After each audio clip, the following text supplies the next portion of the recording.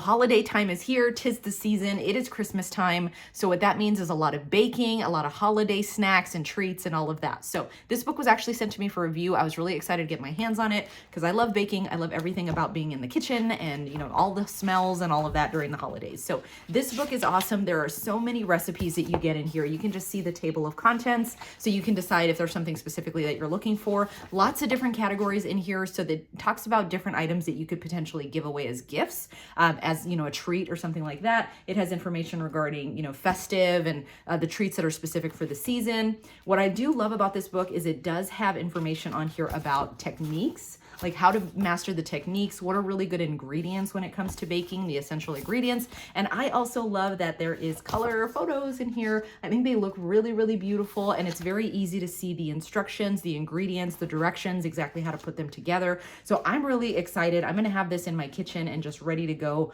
It does have variation options as well. So each recipe, if there's different variations that you can add to it, that's included also. So definitely recommend, especially now that we're in the holidays, grab yourself a book and make some treats.